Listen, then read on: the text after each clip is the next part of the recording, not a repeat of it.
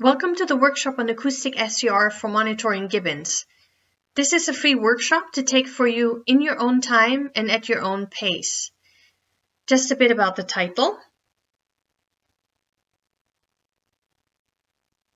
SCR is an acronym and stands for Spatial Capture Recapture. This is a method for assessing how many gibbons or gibbon groups live in an area. We say Acoustic SCR because surveying gibbons generally relies on using acoustic methods for detecting the individual groups.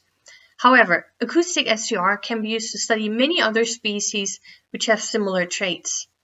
In this video, we wanted to welcome you and give you a brief overview of the workshop, who this workshop is aimed for, what the aims of the workshop are, what topics are covered, and how to navigate through the workshop.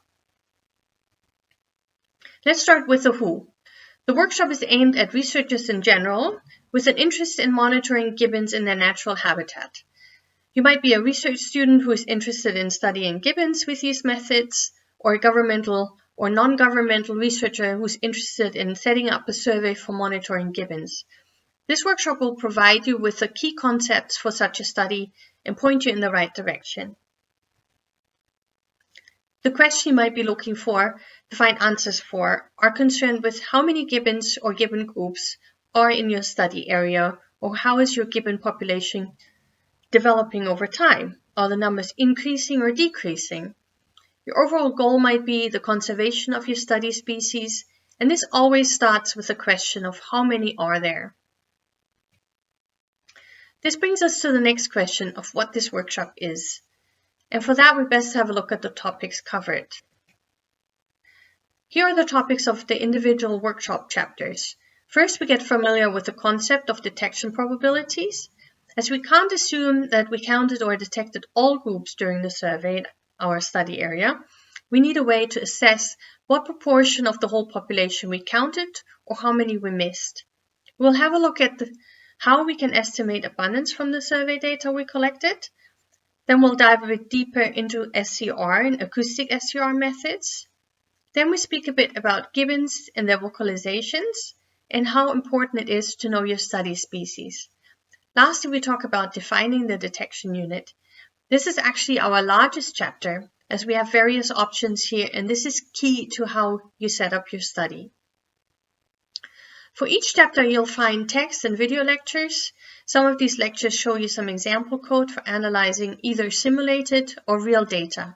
We use the software R and RStudio for analyzing data, so it would be good for you to install the software on your machine. That way you can use the code yourself. This brings me to the next topic, and that is about what we expect from you as a participant taking this workshop.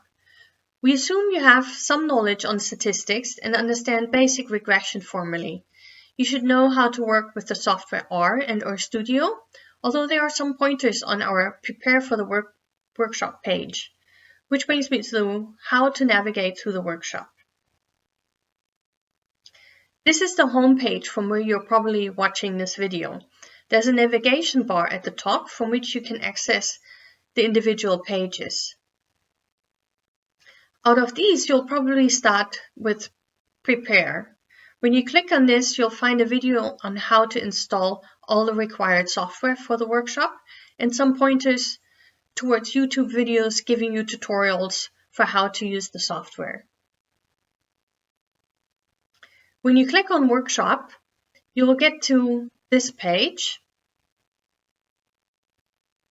which shows you the workshop outline. Each chapter or topic has a hyperlink which will take you to the individual pages. We recommend following the workshop chapter by chapter as they build upon each other, and successive chapters assume that you're familiar with the materials covered in the previous chapters.